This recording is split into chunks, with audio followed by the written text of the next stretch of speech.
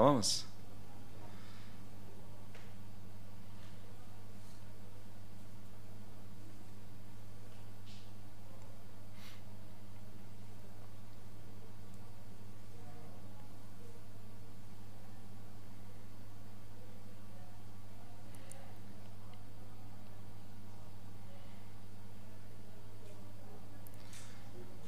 Bismillahirrahmanirrahim.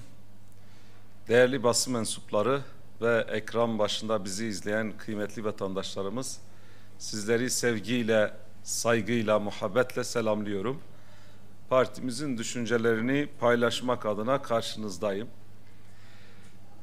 Her şeyden önce sürekli bu mecliste de, bu kürsüde de dile getirdiğimiz bir konu var. Özellikle çok da dile getiriyoruz. Öğrenci affı, kapsamlı öğrenci affı. Bununla ilgili kanun teklifi de meclise sunduk. Sadece biz Hüdapar olarak değil, farklı siyasi partilerin temsilcileri de aslında öğrenci affı ile ilgili kanun teklifini meclise sunmuşlar. Şimdi çoğu öğrencimiz ya azami sürenin mağduru olmuş, üniversiteyle ilişkisi kesilmiş ya da kayıt hakkını kazanmış, kayıt yapmayı yetiştirememiş, bundan dolayı okula başlayamamış ya da okul kaydını yapmış, sonra kaydını sildirmiş veya farklı sebeplerle bir şekilde üniversiteye kayıt olmuş, bir süre okumuş ve sonra okuldan atılmış.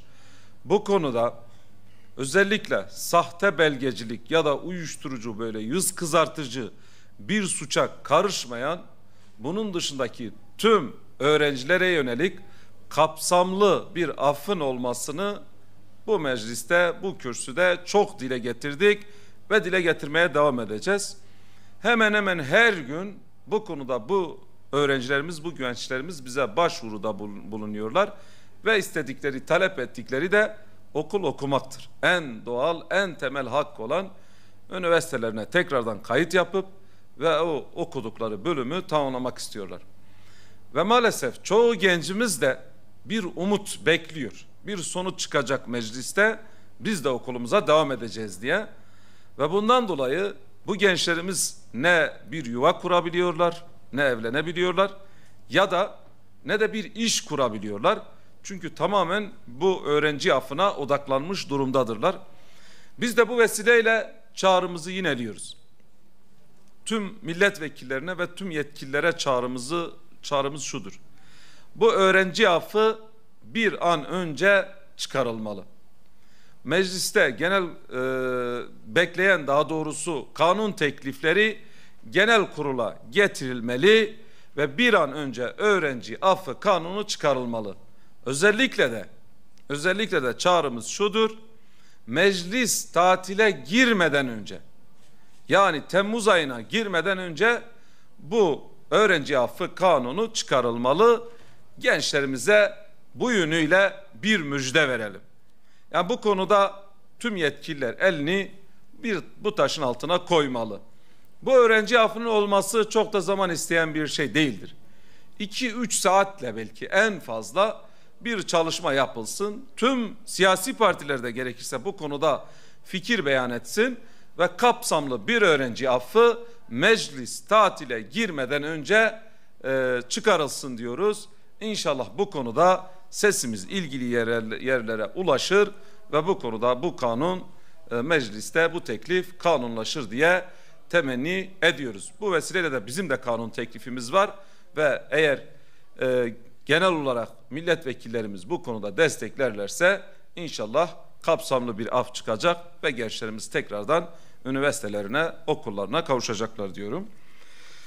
Bir diğer konumuz gurbetçilerle ilgili. Geçen hafta da ben açıklama yapmıştım burada. Özellikle bizim ülkemizin de vatandaşı olup aynı şekilde yurt dışında kalan gurbetçilerimiz var. Geçen hafta askerlikle ilgili, zorunlu askerlikle ilgili sorunlarını dile getirmiştik. Tekrardan bize ulaştılar ve bu konuda sorunlarını bize ilettiler. Burada vatandaşlarımızın yaşadığı özellikle sorunlar var veya işte basit şekliyle kendi aracıyla bizim ülkemize girdikleri zaman 4 yıl bir şekilde bu araç burada kalabiliyor, ancak belli şartları var. 2 yılda bir yurt dışına çıkması gerekiyor. Yok 185 gün kuralı var. Ya da bu vatandaş, işte bu araç sahibi kendisi yurt dışına çıktığı zaman o aracı kendi eşi veya çocuğu, ailesi bu aracı kullanamıyor. Buna yönelik bize şikayetler geldi. Bununla birlikte işte teknik kontrol dediğimiz araç muayene Avrupa'da geçerli olan, aynı şekilde Türkiye'de de geçerli olsun diye bu konuda talepleri var. Bununla birlikte işte yurt dışında emekli olan, aynı şekilde bizim ülkemize geldiği zaman yaşlı bakım hizmeti ya da evde bakım hizmeti konusunda ciddi problemlerin olduğunu ve bu konuda yeteri kadar destek almadıklarını bize bildirdiler. Bununla birlikte çifte vergilendirme dedikleri bir durum söz konusu. Yurt dışında kalan, işte 10.000 euro üzerinde bir kazanç elde edenlere işte hem burada hem bizim ülkemizde hem de yurt dışında bir vergilendirme var. Bu konuda da buna yönelik de bir düzenleme olmasını istiyorlar.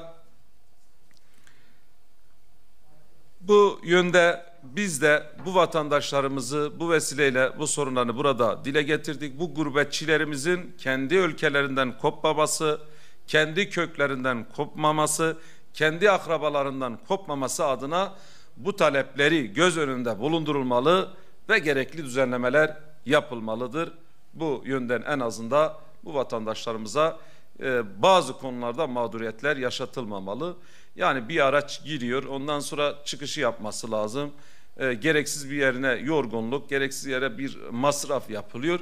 Bunların üzerinden ciddi bir şekilde kafa yorulup sağlıklı bir düzenleme yapılmalıdır diye bu taleplerini en azından bu vesileyle dile getirmiş olalım. Diğer bir konu, gerçekten yüreğimizi parçalayan bir durum yaşandı. 21 Nisan'da özellikle çocuğa şiddetle ilgili gerçekten yürek parçalayan bir durum yaşandı. 21 Nisan'da Aydın ilimizin Efeler ilçesinde Ranuna Havin Kaya adındaki masum bir kız çocuğu, 1,5 yaşında ve annesi babası sağlık çalışanı, bu kız çocuğuna bir bakıcı tutuyorlar. Ve bu bakıcı bu sürede kıza bakarken bu ailede bir de bakıyorlar ki küçük o masum yavrucağın vücudunda morartıları görüyorlar. Ve bunun sonucunda kendi evlerine bir kamera yerleştiriyorlar. Bu kamera yerleştirmesi sonucu bir de bakıyorlar ki 4 aydır sistematik bir şekilde bu masum, savunmasız, kendisini daha ifade edemeyen, konuşamayan bu çocuğa o bakıcı tarafından şiddet uygulanıyor. Her şeyden önce bu şiddetin, bu masum çocuğa şiddet uygulayan meselenin takipçisi olacağız. Ancak burada bir şey daha gözümüzün önüne çıkıyor. Çalışan kadınların yaşadıkları güçlükler tekrardan gözler önüne seriliyor. Ve hepimiz bunu görüyoruz. Daha önce de çok bu konuda çağrılar yaptık. Dedik ki çalışan annelere yönelik, çalışan kadınlara yönelik bir çalışma ile ilgili bir düzenleme yapılmalı. Özellikle mesela bir kadın doğum yaptığı zaman ona uzun süreli bir izin verilmeli. Evet, belli aylarda izin veriliyor, ancak bu kez ücretsiz izin veriliyor. Ücretsiz bir şekilde izin verilince o kadın tekrardan çalışmak zorunda kalıyor. Buna birlikte diyoruz ki çalışma saatleri esnetilmeli. Yani çalışan kadınlara yönelik, özellikle çalışan annelere yönelik çalışma saatleri esnetilmeli. Gerekirse 2 saat çalışmalı, 3 saat çalışmalı ya da bir gün çalışıp bir gün çalışmamalı. Bu konu üzerine tabii çalıştığı kuruma göre bir düzenleme yapılmalı ve bu çalışan kadınlar bu yönüyle rahatlamalı. Çünkü kadınların istihdamda yer alması toplumun gelişmesi açısından hayati bir öneme sahiptir. Ancak kadınların da durumları göz önünde bulundurularak bu düzenlemeler yapılmalı. Bakın, başka ülkelerden birkaç tanesine baktım. Almanya'da, Fransa'da, İsveç'te, Hollanda'da, farklı ülkelerde bu konuda düzenlemeler var. Özellikle çalışan annelere uzun süreli izin var ve bu uzun sürede izin sürecinde o anne ücretli bir şekilde izne ayrılıyor. Hatta anneye de babaya da uzun süreli ücretli izin olan ülkeler var. Bununla birlikte o anne kendi çocuğuna baktığından dolayı da destek alıyor ve bu konuda o annenin hem bakıcı desteği hem de o çocuk için bir destek alması, biz de bu konuda bu talebimiz var. Sonuçta o anne kendisi kendi evladına baksın, kendisi o sevgisini, kendisi o merhametini o çocuğuna en azından öğretsin, ona iletsin.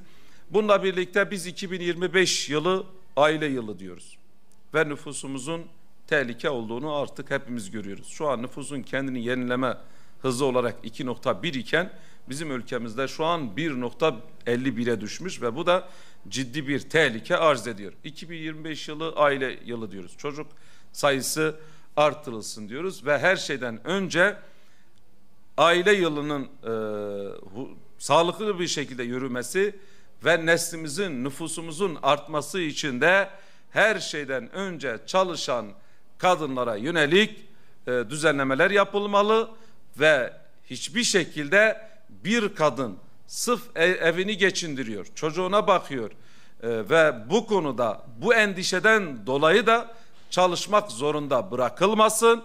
Son olarak da her zaman tekrar ettiğimiz gibi 25 yıl evli kalan kadınlarımıza da emeklilik hakkı tanınmalıdır diyorum ve benim bununla ilgili anlatacaklarım bunlar.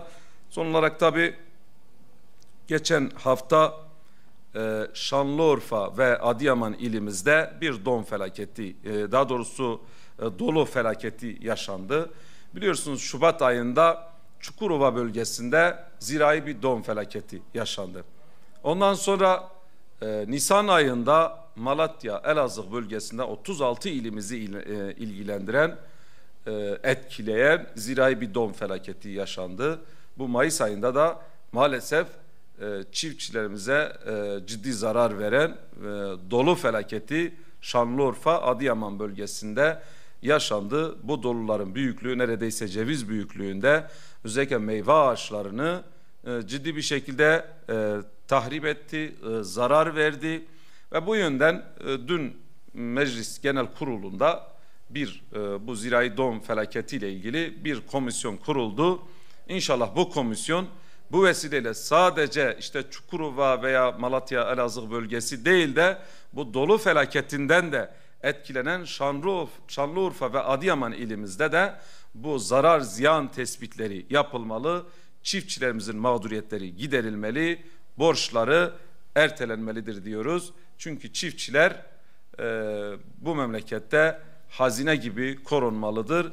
Çiftçi çökerse memleket çöker. Bunu unutmamalıyız. Ben teşekkür ediyorum. Anlatacakları bu kadar.